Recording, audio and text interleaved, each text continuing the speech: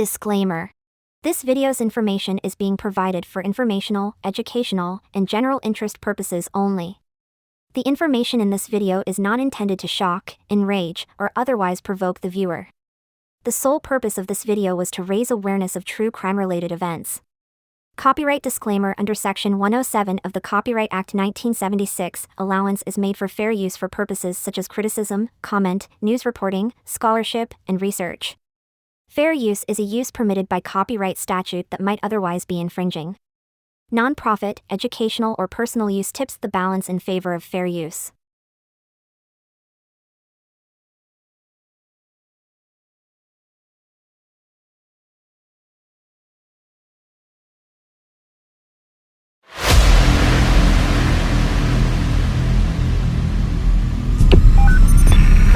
What's your emergency?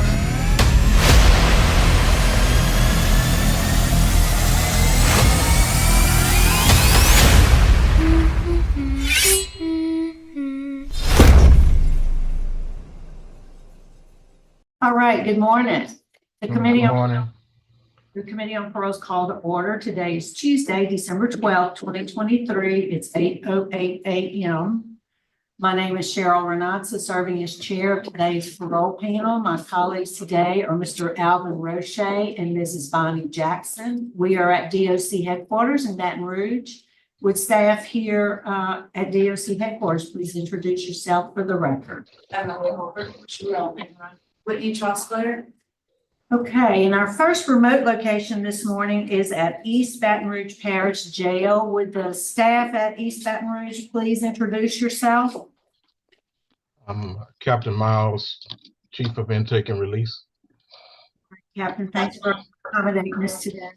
And we have before us Mr. Jackson. Is that you? Yes, ma'am. All right, Mr. Jackson, for the record, sir, tell us your name and DOC number. Willie Vereen Jackson, 377-123. All right, Mr. Jackson, we're here for a revocation decision this morning. Do you have a parole revocation questionnaire there with you? Yes, ma'am. That's your signature at the bottom of that page dated November 16th of this year? Yes, ma'am. All right, Mr. Jackson. So we're going to go ahead and get started. I'm going to read the allegations against you, after which you'll enter a plea of guilty or not guilty. Or you can plead guilty with a statement or not guilty with a statement. And then we'll have a discussion about your plea before we vote, okay? Yes, ma'am. So you're accused of violating the conditions of your parole, specifically condition number 2. You failed to make monthly reports. How do you plead, guilty or not guilty? Plead guilty. Okay, and then condition number 3, multiple attempts were made to contact you at your address of record. You were never there, and only collateral contact was made at each visit.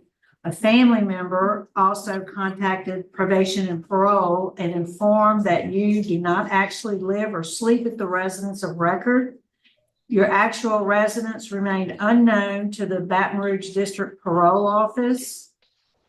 BRPD, Baton Rouge Police Department report number 23-04807, in which officers were informed that you do not live at your address of record, but only comes by sometimes.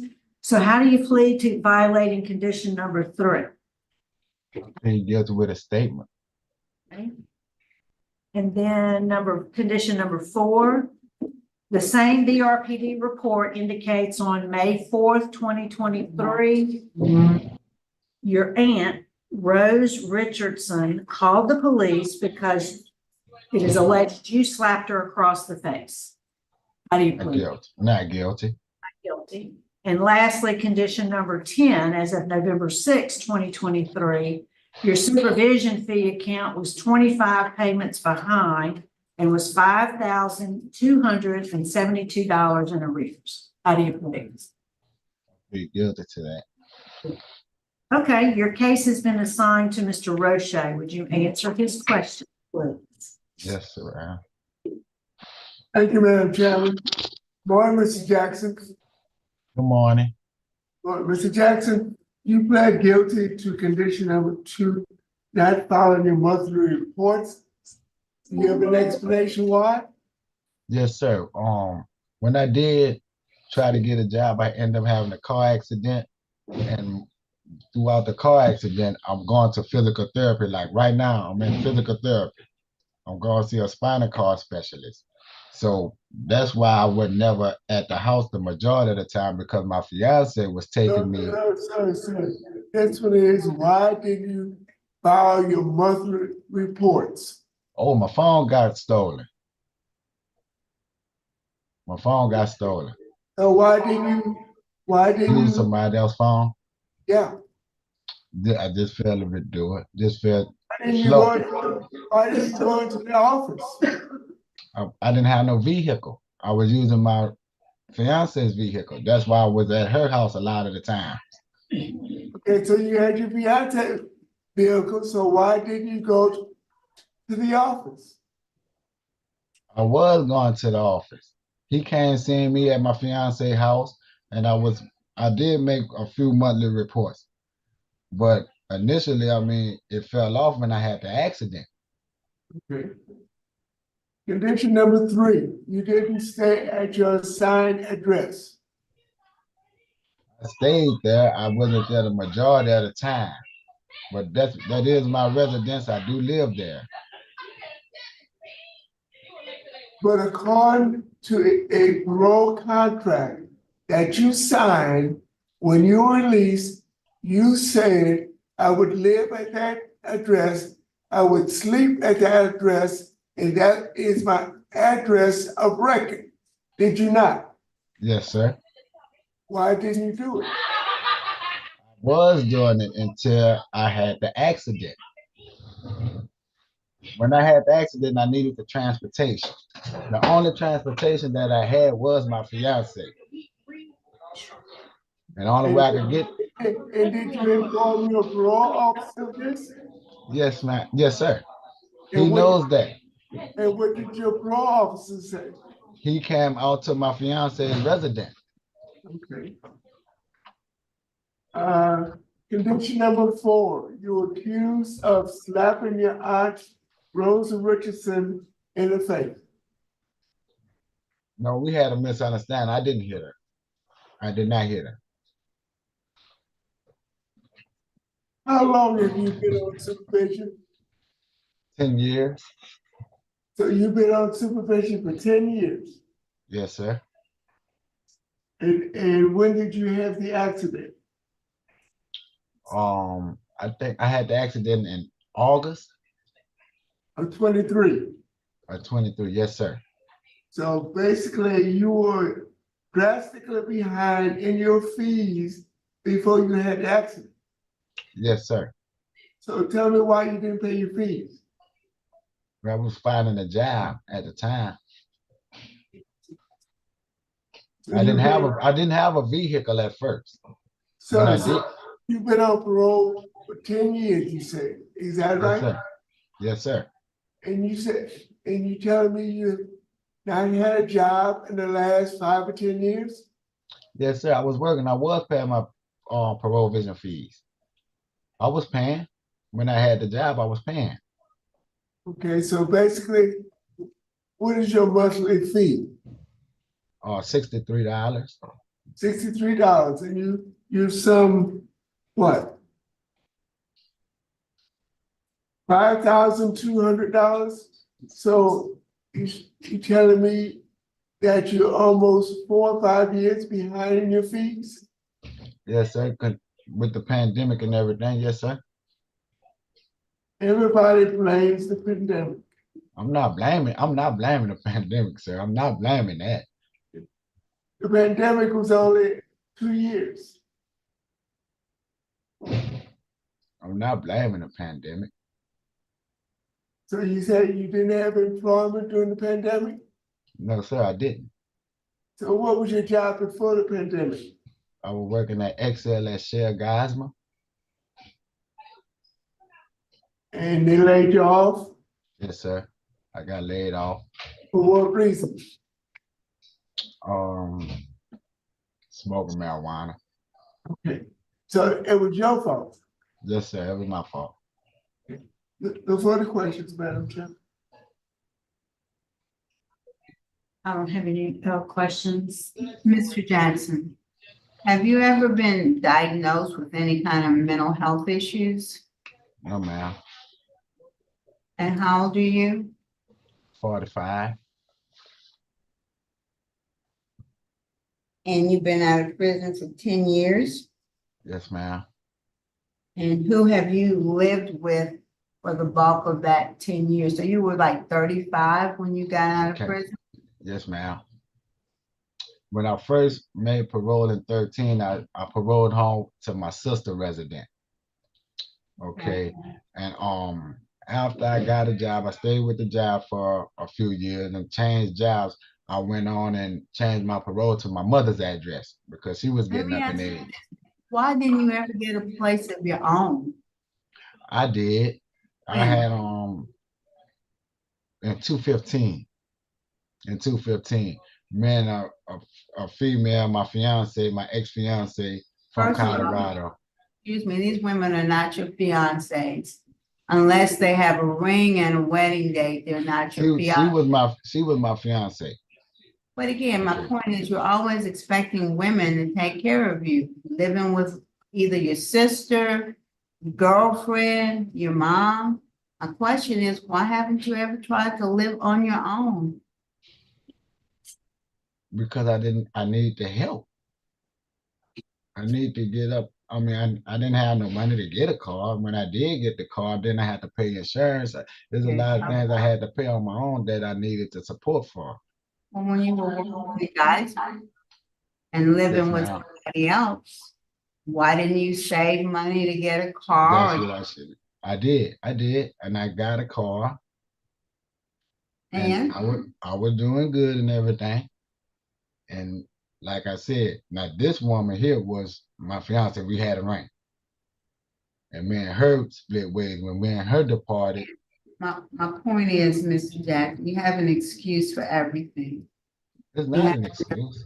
Yeah, really it is. You haven't done anything to take care of your responsibilities. You didn't report to your parole officer like you should. You didn't live where you say you were supposed to live. You didn't pay what you were supposed to pay. And, you know, how much time do you have hanging over your head on this charge, this manslaughter? How much time do you owe? I had 20 years. I did 18 months, 18 years, 9 months, and made parole, and I had like 21, 20 years over my head. So that's not enough incentive for you to, well, obviously not. It didn't cause you to do the things you needed to do so that you don't get revoked and have to go back and serve those years. I mean, I was doing it. I mean, I was slow by doing it, but I was doing it. That's all I have. Mr. Jackson, anything you want to say to us before we vote? Yes, ma'am. I mean,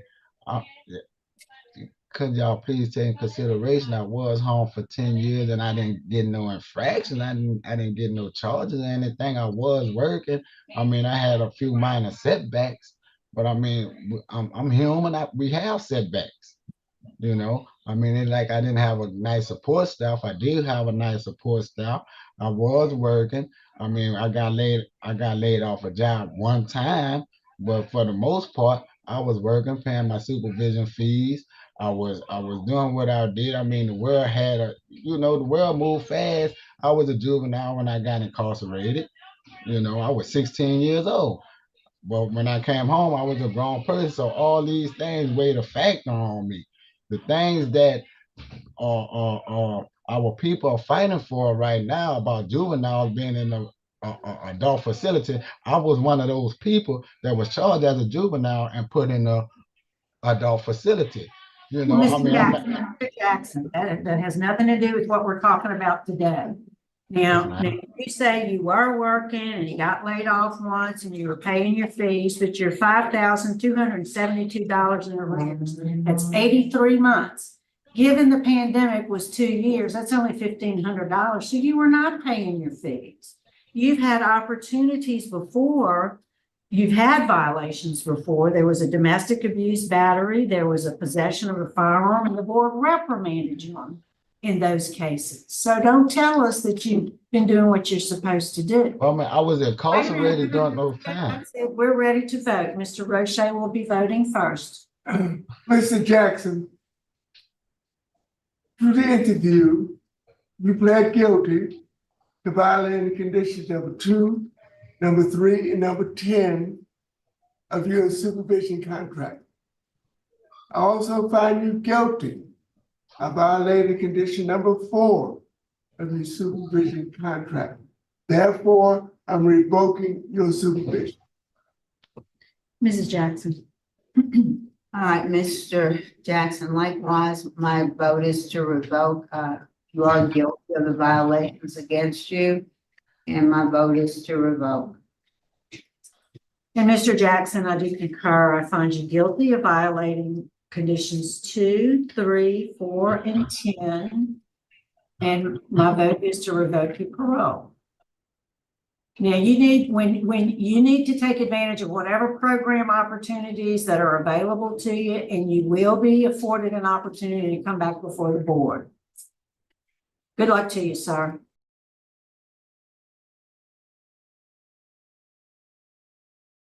Good morning, Committee on Parole. We are reconvening at Caddo Correctional Center on Tuesday, December 12th, 2023. It's 8:30 a.m.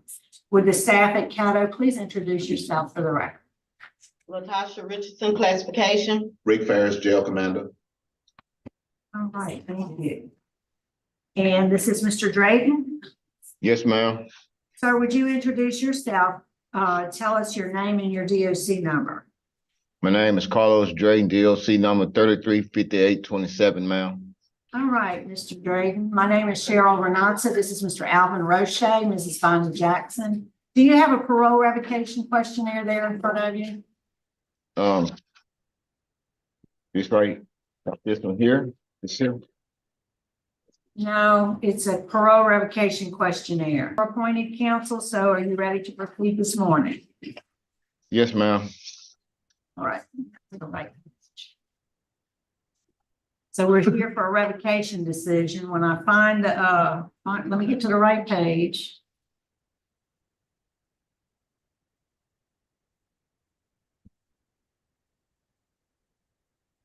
Here it is.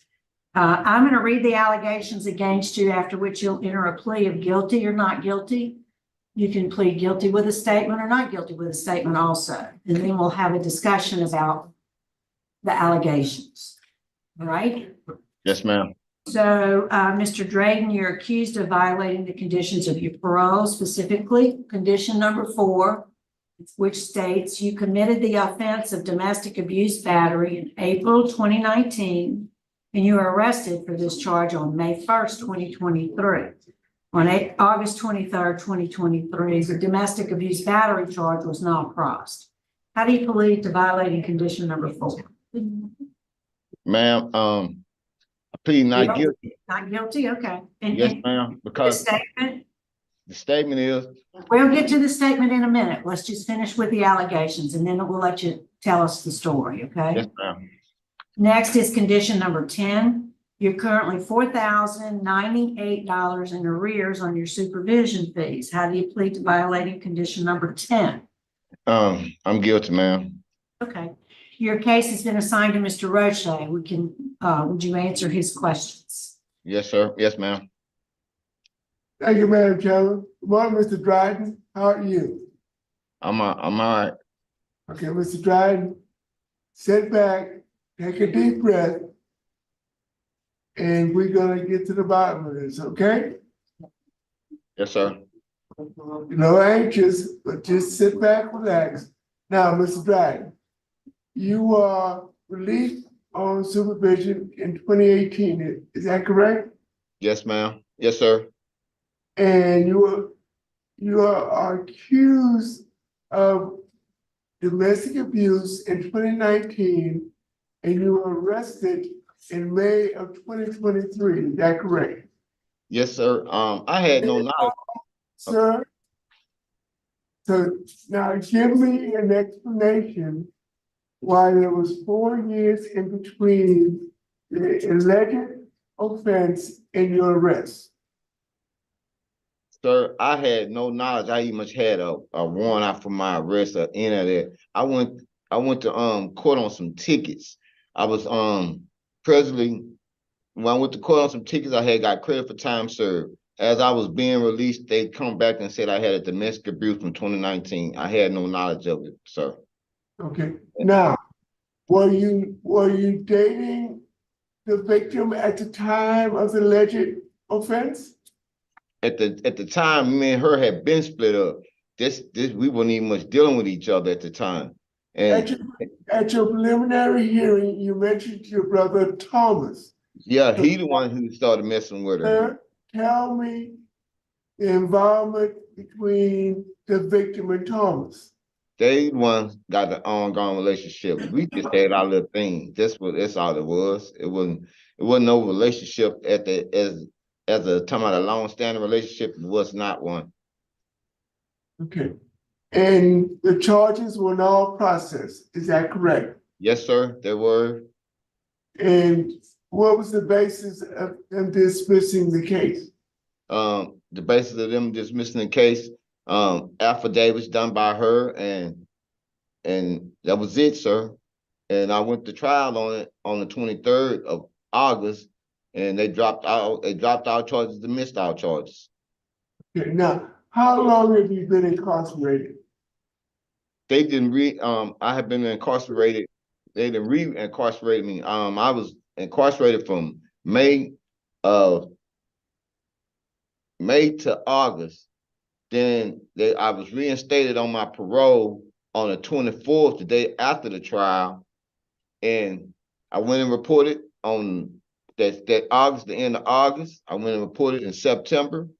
And come October, they rearrest me behind the same thing, sir. They saying, so you've been incarcerated since October? Sir? So you've been incarcerated since October? Yes, ma'am. Yes, sir. Okay. So you said your brother did an affidavit. You said she did the affidavits herself. Okay.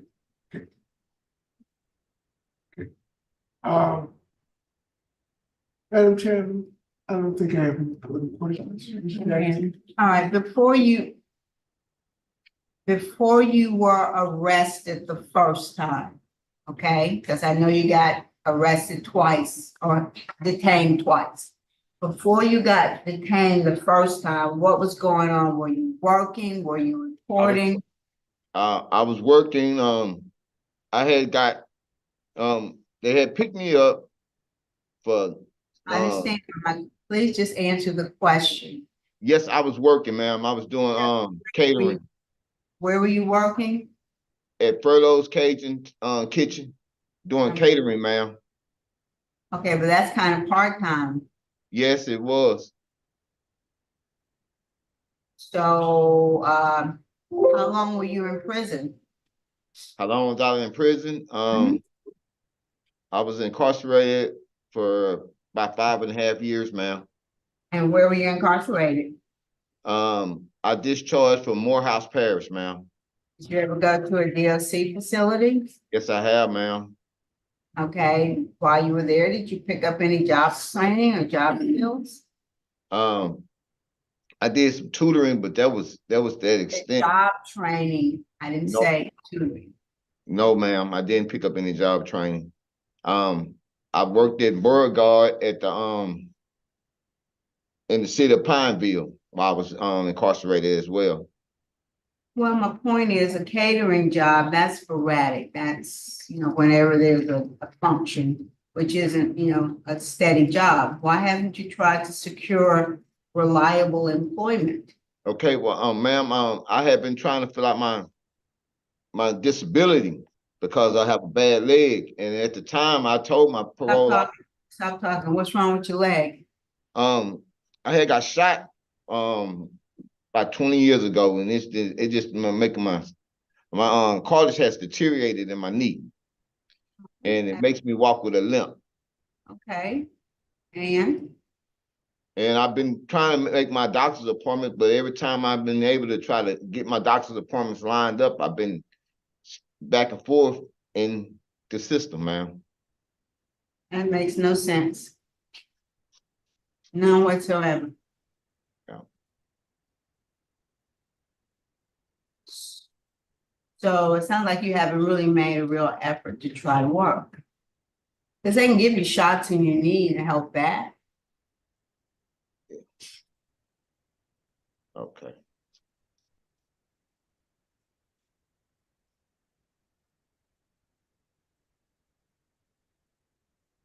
When's the last time you paid a supervision fee? Since 19, ma'am.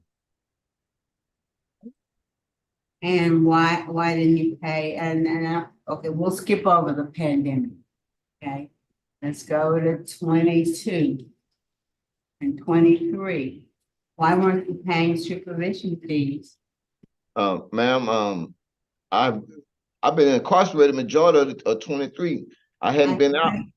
22. Okay, with 22, ma'am, it just been running in the bad breaks, ma'am. I'm just being honest with you.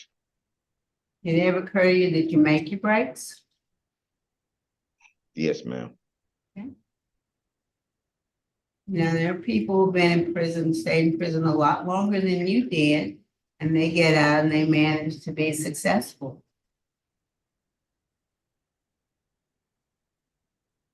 But you're using the fact some people don't have a leg and they still manage to get a job and be successful. Yes, ma'am. Don't you think you can do better than you've chosen to do so far? Yes, ma'am. I put forth my best effort. No, you have. I said I would try my best to put forth my best effort, ma'am. I think you need to do that. Opportunity. Okay, I think you need to do that. Stop using that leg as an excuse. Stop trying to get disability. You from the neck up, you got a brain, right? Yes, ma'am. You gotta be able to use that brain to support yourself. Not every job requires manual labor. That's true, ma'am. So, Mr. O'Shea. Mr. Dryden, when is the last time you had a full-time job working 40 hours a week? It's been a while. How long have you been out of incarceration since 2018, right? Yes, sir. I done had a job since then, but when COVID came, Sir, when is the last time you had a full-time job working 40 hours a week? by 20, And what were you doing? cooking, ma'am, cooking, sir. And how long did you have that job? I kept it by 8, 9 months. That's not a good employment record, just 8 or 9 months. They wind up closing because of COVID. And you didn't look for another job? I did, but I wound up getting unemployment for a little while, and So you took advantage of the financial boom during COVID and took unemployment and checks that were given out. So COVID is over in 2022. Why didn't you get a job in 2022? I've been looking, sir. I hadn't found anything that I was able to be suitable. Everywhere I look, there's sign hiring $10 an hour, $14 an hour. When you can't find work, McDonald's always hiring, Burger King, churches. You find a job until you get a job, until you find a job you want.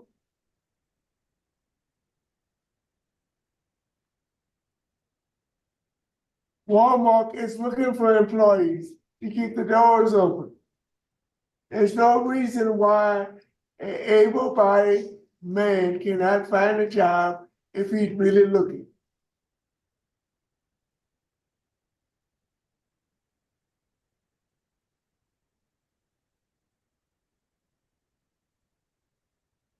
You agree with me?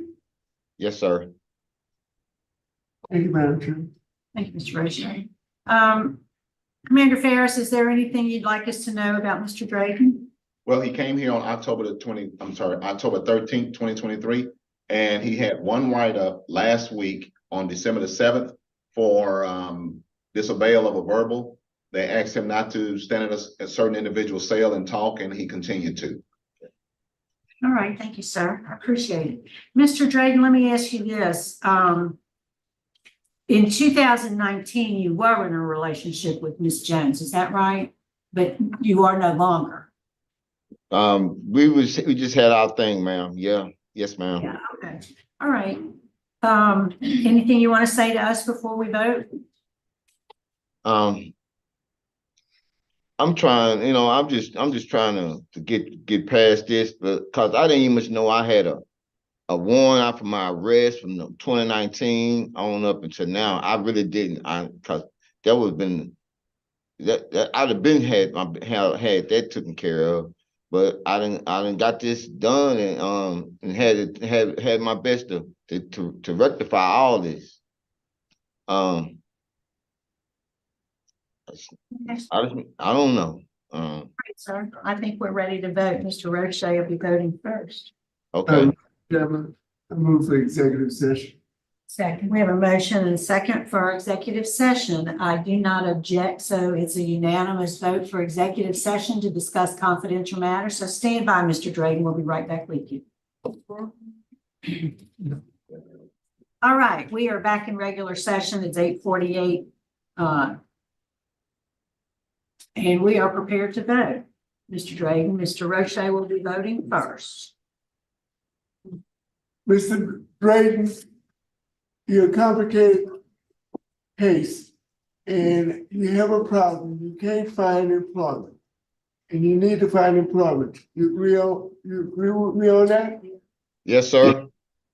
So what I'm going to do is, in lieu of revocation, I'm going to order you to a 6-month transitional work program where you'll be allowed to go out and work in the public for 6 months, earn some money. Hopefully you do a good job at that job and you'll be offered employment at that establishment when you're released, and then you'll have a job. So basically what you're gonna be is incarcerated for 6 months, working at a job, earning some money. After 6 months, you'll be released and hopefully you'll be offered employment at that establishment. Good luck. Mrs. Jackson? All right, Mr. Drayton, likewise, my vote is do not revoke and order you to complete a 6 months transitional work release program and add a condition of your parole that upon release you're to maintain full-time gainful employment. Mr. Drayton, I think you yourself realize you can do better than what you're doing. Okay? Yes, Raise your expectations of what you can do. Yes, Okay? ma'am. Make yourself proud. Yes, ma'am. My vote. Mr. Drayton, I do concur with my colleagues. My vote also is in lieu of revocation to send you to a work release program with the same special condition as Mrs. Jackson ordered. And I'll add a special condition. You're to have absolutely no contact with Comey and Jones. I hadn't had any contact with. It's not a problem then. I'm gonna put it on your sheet though. Good luck to you, sir. All right, thank you. And I'll let Caddo. All right, Commander, that completes our business at Caddo. Thanks for accommodating us today. Yes, ma'am.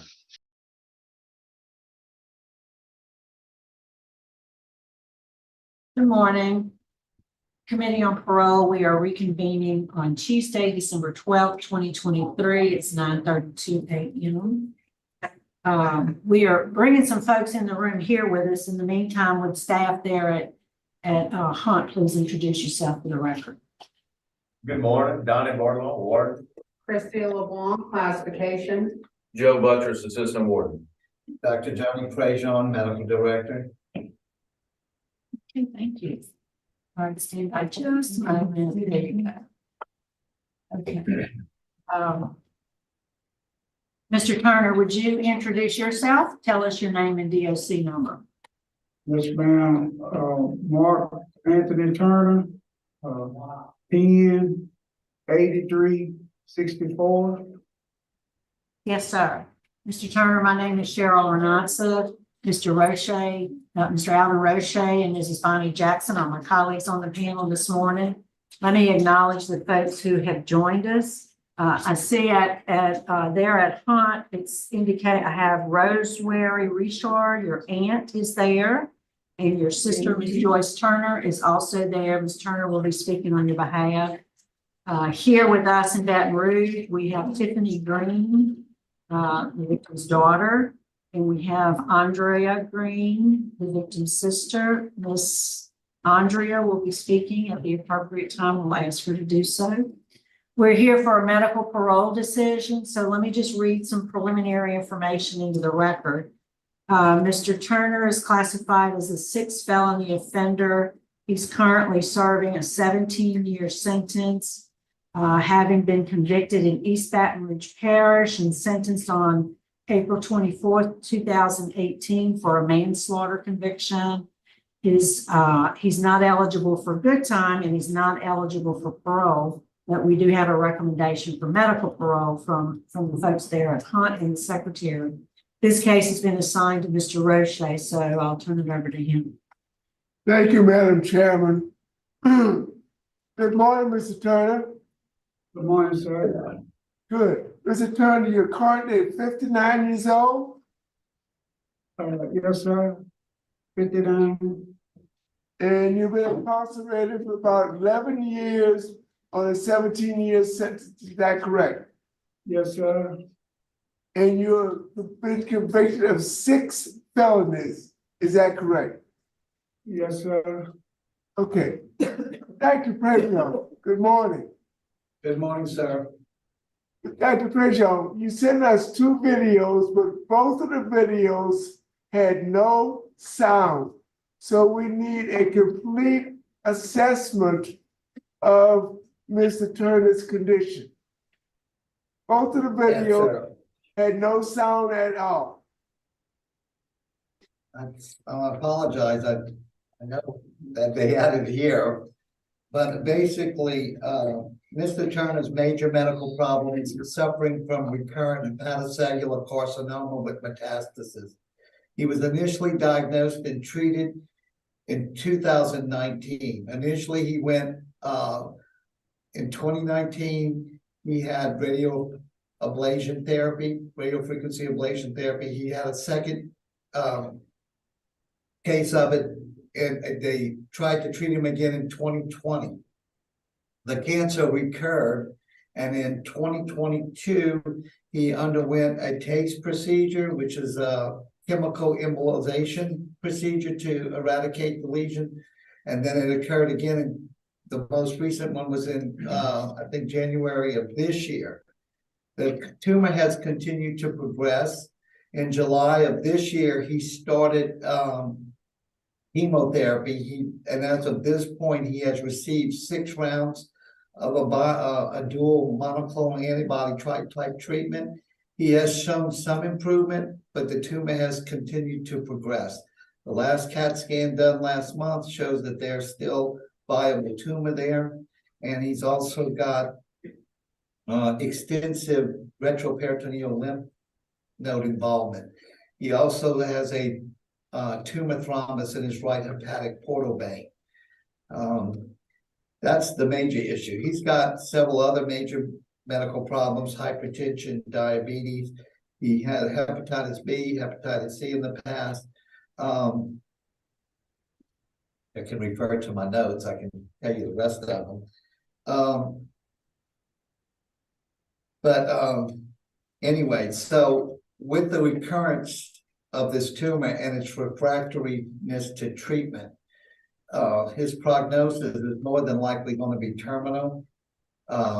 They would not give me an exact prognosis on time limit, but my estimation would be less than 6 months if the tumor continues to progress as it is. Thank you, Right Doctor. now, he's living in the infirmary. He can use a walker for short distances, but as you can see, for any length of distance, he needs assistance with mobility in a wheelchair. He's also on heavy-duty narcotics. He's on a fentanyl patch, 50 micrograms, and using hydrocodone for breakthrough pain. That's about it. He needs assistance with most of his ADLs. He can feed himself. He can kind of do his own hygiene, but everything else, he needs some assistance. So he's on level 2, so he needs some limited assistance with everything. Yes. Juan Bolon, what kind of transition plan are we looking at? He's planning on living with his sister, if approved.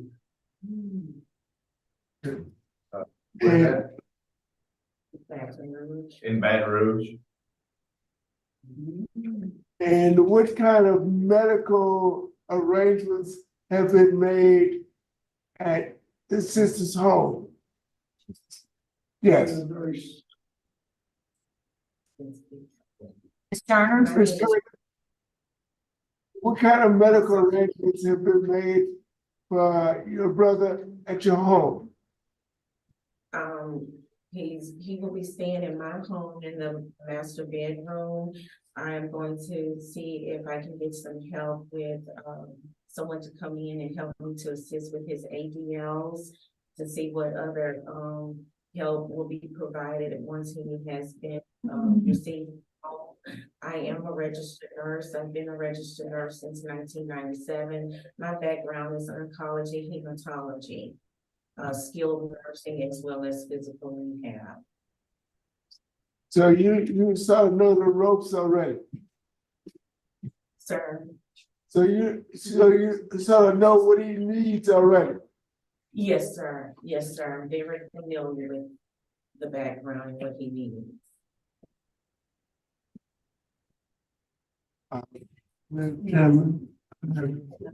Right, thank you, Mr. Roshan. And I'm sorry, and also I have my aunt with me here today. Her name is Rosemary Reshort. She will be further and assist me with any needs that I may have or he may have with his care. Okay, great, thank you. So we're going to hear now from the victims, and I'll let you two decide who wants to go first.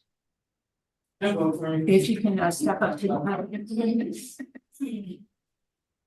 You are, state your name for us and tell us your relationship to the victim. I'm Andrea Green, I'm Shalonda Green's sister. Dear honorable members of the parole board, my name is Andrea Green, the sister of Shalonda Green. Ever since Mark Turner killed my sister, Shalonda, my life hasn't been the same. I miss the morning phone calls every day. She was the life of the party. She has such a pretty smile. Her 5 grandkids would never get to see her pretty smile. They would never get to feel the love she would have for them. He took so much from our family when he killed the mother of 4. We as the family feel he didn't get enough time. So please don't grant him parole. Please let him do the rest of his time. He did the crime. Let him do the time. I know that he's sickly, but my sister didn't have no family member with her when she passed away. So I feel that he should stay where he is. And then $56 would have already for me a call home. Yes, ma'am. Thank you. Thank you for being here. Ms. Tiffany? Hi, my name is Tiffany, the daughter of Shalonda Moon.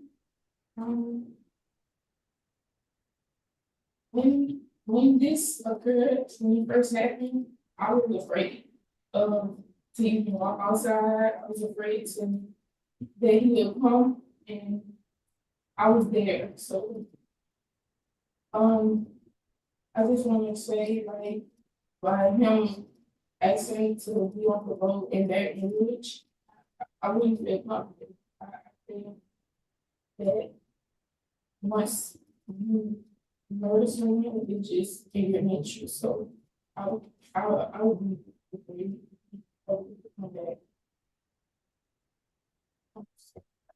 Nice. Thank you. Thanks for being here. Thanks for speaking. Board Law, is there anything you'd like to add?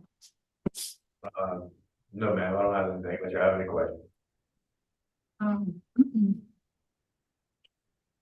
Mr. Turner, is there anything you'd like to say to us? Yes, ma'am. First, I'd like to apologize to the family. It was a tragedy. It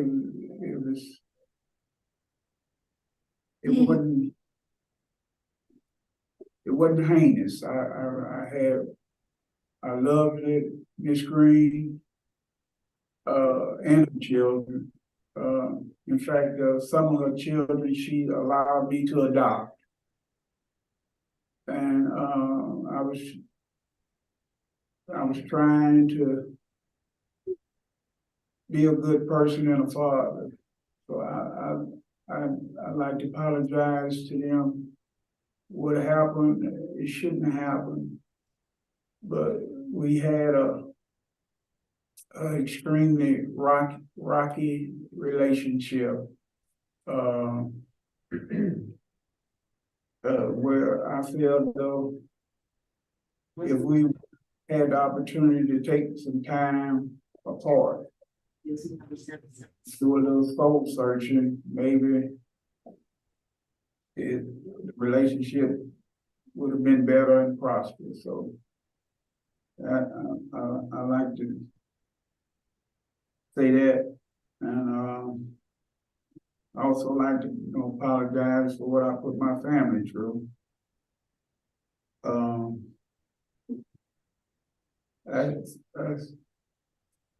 That's about it. All right, thank you, sir. Thank you. I think that the panel's prepared to vote. Mr. Roche. Thank you, Madam Chairman. Mr. Turner. Yes, right.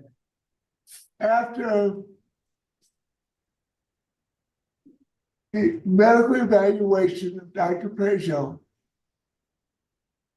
the recommendation of Warden Barlong and the necessary officials at DOC headquarters, ending with the Secretary of Corrections, I'm going to grant a medical parole and a compassionate release.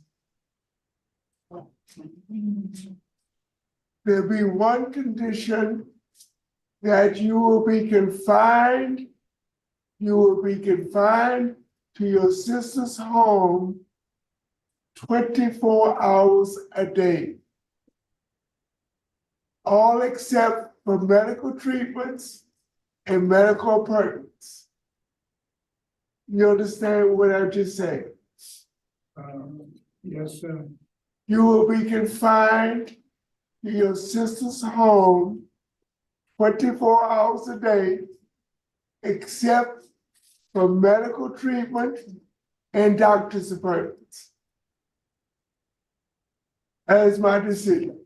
Mrs. Jackson.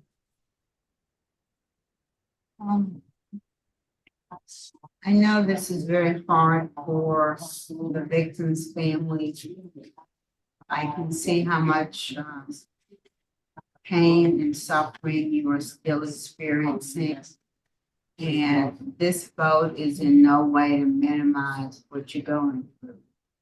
But the reality is, this gentleman is dying. He's dying. And he doesn't pose a risk to you. And I know from personal experience what liver cancer does. My husband died of that last month. And he is going to decline very quickly.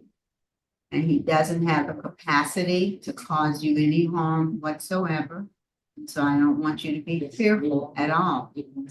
And so my vote likewise is to grant the medical parole for the same reasons as articulated and with the same conditions as Mr. Roche. And I concur with my colleagues. My vote is the same for the same reasons. So, Mr. Turner, you've been granted a medical parole. Warden